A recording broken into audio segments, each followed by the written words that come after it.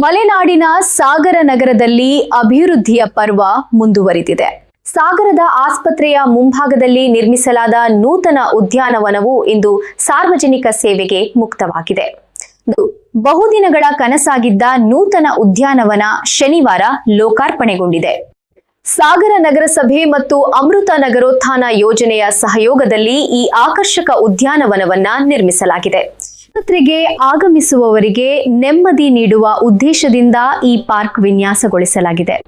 ಇಲ್ಲಿ ಸ್ಥಾಪಿಸಲಾಗಿರುವ ತಾಯಿ ಮತ್ತು ಮಗುವಿನ ಅಪೂರ್ವ ಕಪ್ಪು ಶಿಲೆಯ ಪ್ರತಿಮೆ ಈಗ ಎಲ್ಲರ ಗಮನ ಸೆಳೆಯುತ್ತಿದೆ. ಶನಿವಾರ ನಡೆದ ಅದ್ದೂರಿ ಉದ್ಘಾಟನಾ ಸಮಾರಂಭದಲ್ಲಿ ಸ್ಥಳೀಯ ಶಾಸಕರು ಹಾಗೂ ಅರಣ್ಯ ಕೈಗಾರಿಕಾ ನಿಗಮದ ಅಧ್ಯಕ್ಷರಾದ ಗೋಪಾಲಕೃಷ್ಣ ಬೇಳೂರು ಅವರು ರಿಬ್ಬನ್ ಕತ್ತರಿಸುವ ಮೂಲಕ ಉದ್ಯಾನವನ ಸಾರ್ವಜನಿಕರಿಗೆ ಸಮರ್ಪಿಸಿದರು. ಆಸ್ಪತ್ರೆಯ ಪರಿಸರವು ಕೇವಲ ಚಿಕಿತ್ಸೆಗೆ ಸೀಮಿತವಾಗದೆ ಮಾನಸಿಕ ನೆಮ್ಮದಿಯನ್ನ ನೀಡುವಂತಿರಬೇಕು.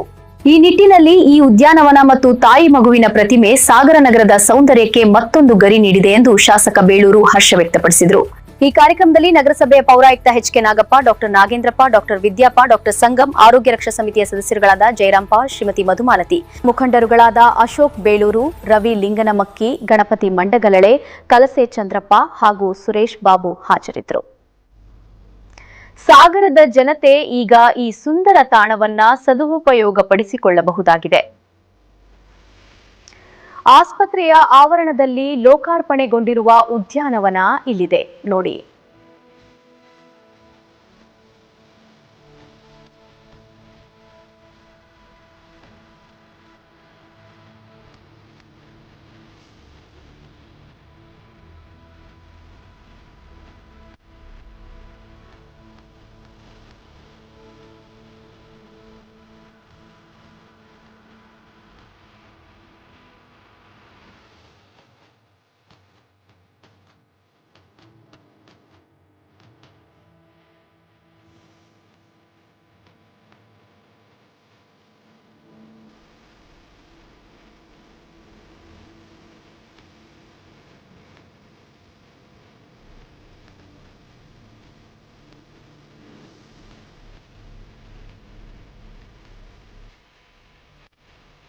ನಮ್ಮ ಕಾನ್ಸೆಪ್ಟೇ ಬೇರೆ ಇದೆ. ಇವತ್ತು ತಾಯಿ ಮಗು ಆಸ್ಪತ್ರೆ ನಾವು ಬರೋಕ್ಕಿಂತ ಮುಂಚೆ ಹೇಗಿತ್ತು, ಈಗ ಹೇಗಿದೆ ನೀವು ಯೋಚನೆ ಮಾಡಬೇಕು.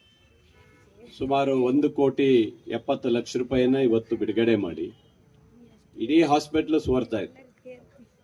ಇವತ್ತು ಅದ್ರ ಮೇಲ್ಗಡೆ ಮಾಡಿದೀವಿ ನೋಡಿ, ಪೂರ್ತಿ ಹಾಸ್ಪಿಟ್ಲಿಗೆ ಸಂಪೂರ್ಣ ಸೀಟ್ ಎಲ್ಲ ಹಾಕಿಸಿ, ಒಳಗಡೆ ಶೌಚಾಲಯದಿಂದ ಹಿಡಿದು ಪ್ರತಿಯೊಂದು ಹೊಸದಾಗಿ ಮಾಡಿಸಿ, ಪೇಂಟಿಂಗ್ ಎಲ್ಲ ಮಾಡಿಸಿ, ಈ ರೀತಿಯಾದಂಥ ಒಂದು ಕ್ಯಾಂಟೀನ್ ಸಹ ಹೊಸದು, ಇಲ್ಲಿ ಕ್ಯಾಂಟೀನ್ ಇದೆ ಬೇಡ ಅಂತೇಳಿ ಹೊಸ ಕ್ಯಾಂಟೀನ್ ಮಾಡಿಸಿ ಪಾರ್ಕಿಂಗ್ ಸಹ ಮಾಡಿಸ್ತಾ ಇದ್ದೀವಿ ಇವತ್ತು. ಅಂದ್ರೆ ಆ ರೀತಿಯ ಒಂದು ತಾಯಿ ಮಕ್ಕಳ ಆಸ್ಪತ್ರೆಗೆ ಒಂದು ವ್ಯವಸ್ಥೆ ಆಗಬೇಕು. ಇಲ್ಲಿ ಧ್ವಜಸ್ತಂಭ ಇರಲಿಲ್ಲ. ಈ ಧ್ವಜಸ್ತಂಭನು ನಾನೇ ಬಂದ ಮೇಲೆ ಅದು ಒಂದು ಧ್ವಜಸ್ತಂಭ ಮೇಲೆ ಟ್ಯಾರೆಸ್ ಮೇಲೆ ಹೋಗಿ ಧ್ವಜ ಹಾರಿಸ್ತಿದ್ರಂತೆ. ಅದನ್ನ ನೋಡಿಬಿಟ್ಟು ಅಲ್ಲೆಲ್ಲ ಇಲ್ಲೇ ಹಾರಿಸ್ಬೇಕಂತೇಳಿ ಇದು ಒಂದು ಧ್ವಜಸ್ತಂಭಕ್ಕೂ ಮಾಡಿಸಿ ಇಲ್ಲೆಲ್ಲ ಟೈಲ್ಸ್ ಎಲ್ಲ ಹಾಕಿ ಸಂಪೂರ್ಣವಾಗಿ ಒಂದು ಸುಂದರವಾದಂಥ ಆಸ್ಪತ್ರೆಯಾಗಿ ಮಾಡಿದ್ದೀವಿ. ಸಾಮಾನ್ಯವಾಗಿ ಆಸ್ಪತ್ರೆ ಅಂದ್ರೆ ಹೇಳಿದ್ರೆ ಬಹಳ ಜನರಿಗೆ, ಡಾಕ್ಟ್ರಿಗೆ ಗೊತ್ತಿರುತ್ತೆ ಸ್ವಚ್ಛತೆ ಹೇಗಿರಬೇಕು ಅಂತ. ನಾಗಪ್ಪ ಹೇಳಿದ ಸತ್ಯ. ನಾವು ಒಂದು ದಿವಸ ಬಂದೆ ನೋಡ್ತಾ ಇದ್ದೇನೆ, ಎಲ್ಲ ಕೆಳಗಡೆ ಊಟ ಮಾಡ್ತಾ ಇದ್ರು.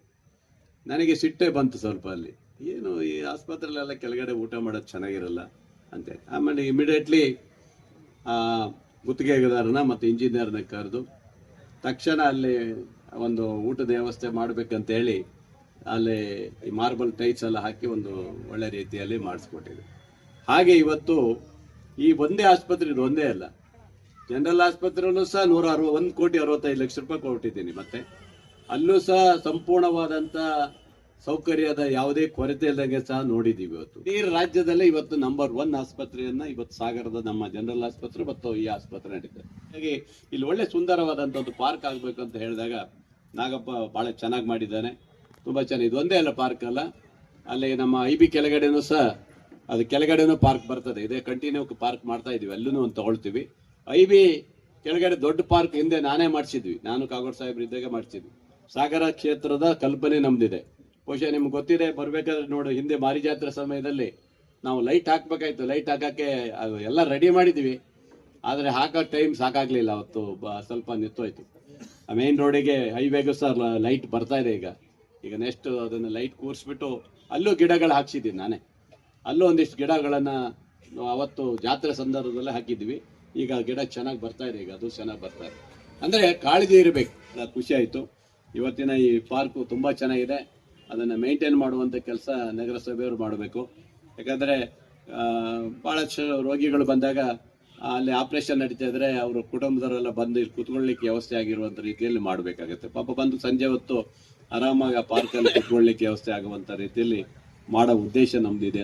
ತಂತ್ರಜ್ಞಾನದೊಂದಿಗೆ ಡಿಜಿಟಲ್ ಮೀಡಿಯಾದಲ್ಲಿ ಮುಂದೆ ಸಾಗ್ತಿರುವ ಜಮೀಲ್ ಸಾಗರ್ ಅವರ ಸಾರಥ್ಯದ ಸುದ್ದಿ ಮನೆ ಡಿಜಿಟಲ್ ಮೀಡಿಯಾ ಸಬ್ಸ್ಕ್ರೈಬ್ ಮಾಡಿ ಪ್ರತಿನಿತ್ಯದ ಸುದ್ದಿಗಳು ನೋಡಿ.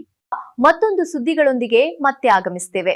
ಸುದ್ದಿ ಮನೆ ಡಿಜಿಟಲ್ ಮೀಡಿಯಾ ವೀಕ್ಷಣೆ ಮಾಡಿದ್ದಕ್ಕಾಗಿ ಧನ್ಯವಾದಗಳು.